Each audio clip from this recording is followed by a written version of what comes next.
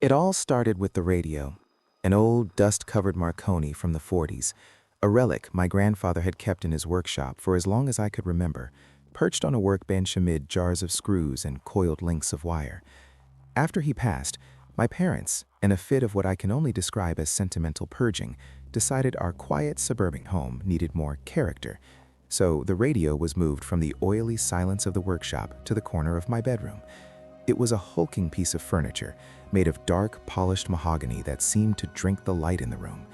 Its large, fabric-covered speaker looked like a spiderweb woven in gold thread, and the tuning dial was a heavy, satisfyingly solid knob that glowed with a faint amber light when you turned it on. For the first few weeks, it was just that, a piece of character, a silent monument to a man I barely knew. I was 16, and my world was one of iPods and dial-up internet. This ancient box was an anachronism, a fossil from another era.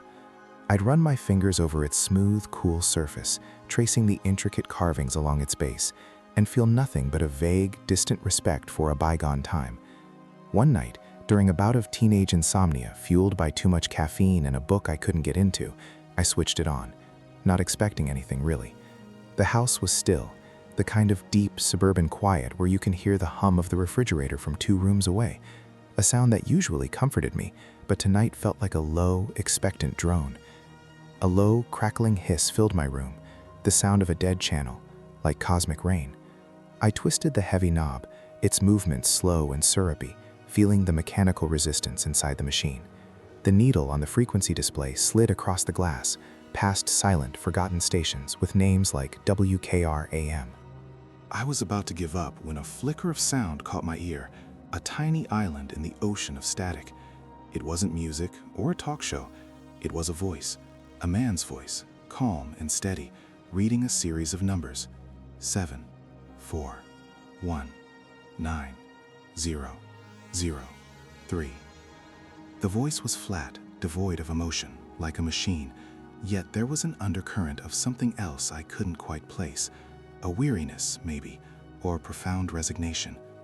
After a dozen or so numbers, it just stopped. Silence. Then the hiss returned, louder this time. I fiddled with the dial for another hour, chasing phantom signals that dissolved as soon as I got close. I found nothing. I chalked it up to a number station, one of those Cold War spy things I had read about online. It was weird, but not impossible.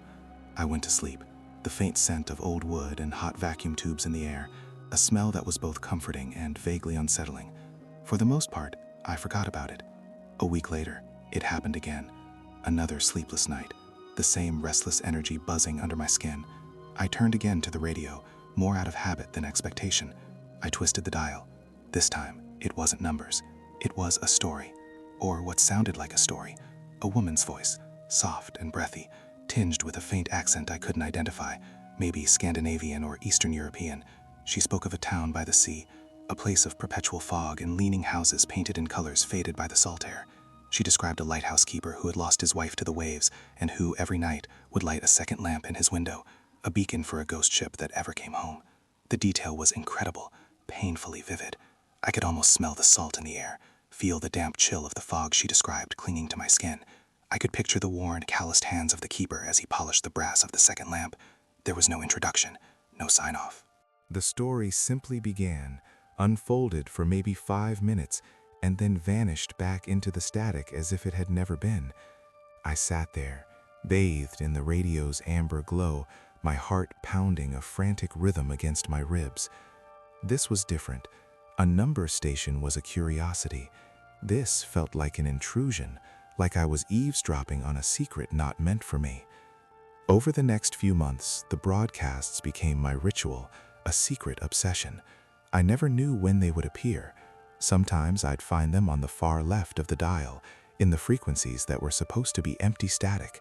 Other times they'd interrupt a regular broadcast, bleeding through a late-night jazz program for a few minutes before fading away, leaving the saxophone sounding hollow and thin in their wake.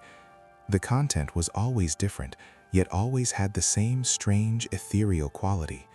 There were recipes for dishes I'd never heard of, involving ingredients that sounded fantastical, like sorrow-steeped apples or river whisper broth. There was a broadcast that was nothing but the sound of a music box playing a slightly off-key lullaby over and over for 10 solid minutes. It was beautiful, but after the 5th minute, it became menacing. Then there were children's rhymes that started innocently, but twisted into something dark and unsettling. The girl with the penny-bright eyes looked in the well and saw the skies. The water took her by surprise. Now down in the dark is where she lies. And there were more stories, so many stories. Stories of lonely people in forgotten places. A clockmaker who built a clock that could count down the seconds to a person's death, its ticking audible only to the one whose time was running out. A librarian who discovered a book that wrote itself, detailing the life of its reader in real time, the final page always stubbornly, terrifyingly blank. A farmer who planted seeds he found in a meteorite and grew a crop of pale, luminous flowers that hummed a low, mournful tune in the moonlight. Each broadcast was a tiny, perfect vignette, a snapshot of a world that was almost like ours, but fundamentally, deeply wrong. I told no one. How could I? My dead grandfather's radio is telling me ghost stories. I was already the quiet, introverted kid at school who read books during lunch. I didn't need to add clinically insane to my social resume. So the radio became my secret world, a forbidden Narnia hidden in the static. I started to feel a strange sense of ownership, of responsibility. These voices in the dark, they were mine. The turning point came in early spring. The nights were getting shorter, the air warmer, and my clandestine listening sessions felt more urgent, as if the coming light of summer might scare the strange signals away for good. I had started keeping a journal, a thick, leather-bound book I'd bought specifically for this purpose. In it, I frantically scribbled down everything I heard: the numbers, the stories, the bizarre recipes, the unsettling rhymes. I was looking for a pattern, a connection, anything that would make sense of it all. I drew charts, cross-referenced phrases. It was madness. One night, I tuned in and heard a new voice. It was a young man, and he was panicked. Unlike the calm, narrative tones of the other broadcasts, this was raw, terrified, and immediate. "It's in the walls," he whispered, his voice trembling, punctuated by ragged breaths. "I can hear it scratching. Dear God, the scratching. I boarded up the door, but I don't think it matters. It's not trying to get in. It's trying to get out." There was a long, drawn-out scraping sound, like metal on stone, followed by a sharp crack, like a bone breaking. The broadcast cut out. I sat bolt upright in bed, my entire body rigid with fear, my blood running cold. This wasn't a story. It felt real, too real. The next day at school, I was a wreck. I couldn't focus in class. The scratching sound echoed in my ears every time the room went quiet. I went to the library during lunch, the fluorescent lights and quiet murmurs of the real world feeling flimsy and fake. On a whim, I typed a few of the phrases I'd heard into a search engine: lighthouse keeper, ghost ship. Hundreds of results: fantasy forums, creative writing prompts, cheesy romance novels, clockmaker death clock, more of the same. It was hopeless. My secret world was just that, mine, a fiction I was either receiving or creating. I felt a pang of disappointment, which was immediately followed by a wave of shame. Why was I disappointed? Did I want this to be real? I was about to give up when I tried one of the number sequences from my journal, the very first one I ever heard: 7, 4, 1, 9, 0, 0, 3. The first result was different. It was a link to a small, digitized newspaper archive from a town in coastal Oregon I'd never heard of, Port Blossom. The headline, dated November 12, 1958, read, "Local teenager vanishes from locked room." My breath caught in my throat. My mouse hovered over the link for a full 10 seconds before I clicked it. The article was short, just a few paragraphs of sparse factual reporting. It described the disappearance of a 17-year-old boy named Daniel Harmon. He had vanished from his bedroom on the night of November 11th. His parents, alerted by a strange scraping noise and a loud bang, had found his bedroom door, which he had apparently barricaded from the inside with a heavy oak dresser, splintered and hanging off its hinges. Daniel was gone. The window was locked from the inside. There were no signs of a struggle. He was never seen again. At the bottom of the article was a grainy, black and white school photo, the kind with a mottled gray background. It was a boy with kind, intelligent eyes and a familiar, hopeful smile, that didn't quite reach them. It was my grandfather, or rather, my grandfather as a young man. The article listed his full name, Daniel Harmon. The name I knew him by was David Miller, the name he took after he ran away from Port Blossom, after he somehow escaped that locked room, leaving a mystery that had long since gone cold. The radio wasn't telling me random ghost stories. It was telling me his stories, his history. My world tilted on its axis, spinning out of control. My grandfather, the quiet, gentle man who taught me how to fish and who always smelled of sawdust and pipe tobacco, the man who would sit patiently for hours while I explained the rules of a new video game, had lived another life entirely. He had faked his own disappearance, changed his name, and started over. But why? What was he running from? What was the thing in the walls? The radio, his radio, was the key. It had to be. That night, I didn't wait for a random broadcast. I went straight to the frequency from the first night, the one that had broadcast the numbers. I sat on the floor in front of the speaker, my journal open on my lap, a pen in my shaking hands. "Hello," I said, my voice barely a whisper, cracking in the silence of my room. "Daniel, it's me. It's your grandson. Are you there?" The static hissed back at me, a sound of pure indifference. I felt foolish, insane. I was talking to a radio, pleading with a ghost. But I had to try. I stayed there for what felt like hours, calling out his name, asking questions, my voice growing hoarse. What happened in that room? What did you run from? What are these stories? Nothing, just the endless, empty hiss of the void between worlds. I was exhausted, emotionally drained, ready to admit defeat. The whole thing had to be a monstrous coincidence. I slumped back against my bed, my eyes burning with unshed tears of frustration and fear. And then it came. Not a voice, not a story, a sound. A single, pure musical note that hung in the air, vibrating through the floorboards and up my spine.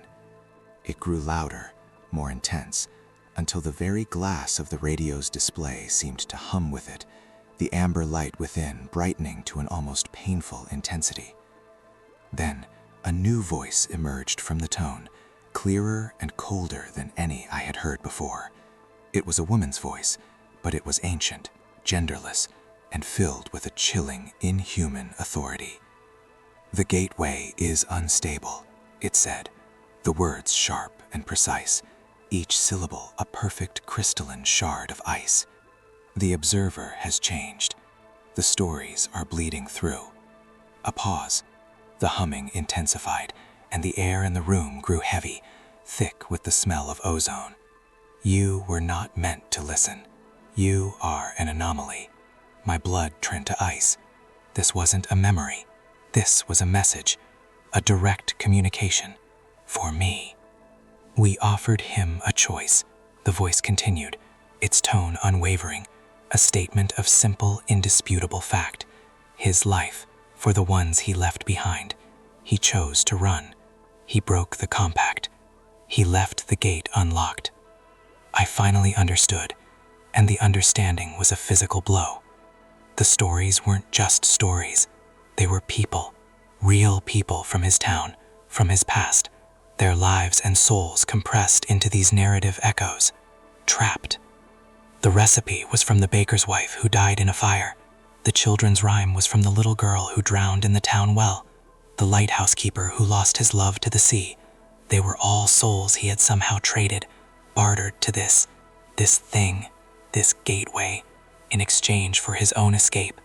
He hadn't just run away. He had paid a terrible price. "The debt is outstanding," the voice declared, and the single note it rode on fractured into a discordant shriek. A loud crackle, like a log snapping in a fire, erupted from the speaker. "A story for a story. The balance must be restored. A new teller is required. The collection has begun."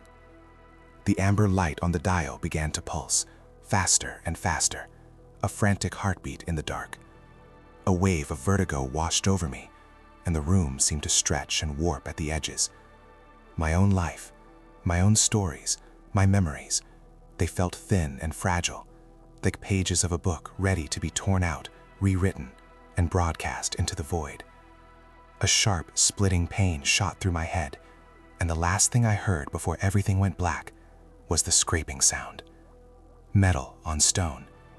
But this time, it wasn't coming from the radio. It was coming from inside my own walls. I woke up on the floor, the morning sun streaming through my window, casting long, indifferent shadows across the room. My head throbbed with a dull, persistent ache. For a terrifying moment, I thought it had all been a dream, a stress-induced hallucination, born of loneliness and an overactive imagination. Then I saw my journal, lying open on the floor where I had dropped it. My frantic scrawls were there, page after page of them. But on the last page, there was a new entry, one I hadn't written. It was not in my handwriting. The script was elegant, old-fashioned, a graceful cursive that looked eerily, heartbreakingly, like my grandfather's signature on old birthday cards. It was a single sentence. "I'm sorry, but they don't give you a choice." I scrambled to my feet, my legs unsteady, and lunged for the radio. I twisted the knob, my hands trembling. Nothing, just the normal terrestrial broadcasts. A pop station singing about summer love, a news reporter talking about traffic, a cheerful weather forecast. The secret world was gone. The gateway was closed. The hiss of the void had been replaced by the mundane static of everyday life. In the weeks that followed, I became an archaeologist of my own family. I spent weekends in the attic, digging through old boxes, ostensibly looking for old photo albums, but really searching for clues about the man I thought was David Miller. I found a small, locked metal tin tucked away in a trunk of his old, moth-eaten clothes. I pried it open with a screwdriver. Inside, there was no money, no jewelry, just a handful of faded black and white photographs, their edges curled with age. Pictures of the people from the stories. A woman with flour on her apron, smiling from the doorway of a bakery. A solemn-faced man in a heavy coat, standing before a towering lighthouse. A group of children playing with hoops in a dusty street, one of whom, a little girl with startlingly bright eyes, I recognized from the rhyme. They were real. All of them. My grandfather hadn't just run away, he had erased them from his life, but their echoes had been preserved. He had carried their memories, their stories, and the radio was the vessel. But by listening, I had somehow disrupted the fragile peace he had built. I had become the new teller. I don't hear the broadcasts anymore. The radio is just a radio now, a silent box of wood and wire. But I feel the weight of the stories inside me, a constant low-level hum in the back of my mind. Sometimes, when I'm alone in a quiet room, a phrase will pop into my head, a line from a strange poem, a step in an impossible recipe. Fold in the moonlight 3 times. The name of a street in a town that doesn't exist. They are not my thoughts. They are echoes. Fragments of the lives he traded. I never told my parents what I discovered. How could I explain that the quiet, gentle man they loved was a fugitive from a supernatural debt collector? He had his secrets, and now I have mine. I keep the radio in my room on the same corner. It serves as a reminder and a warning. A reminder that some doors should never be opened, that some stories are not meant to be heard, and that every family has ghosts. Most are just memories, but some are waiting, patiently, in the static between stations. It will expect me to pay my grandfather's debt. A story for a story.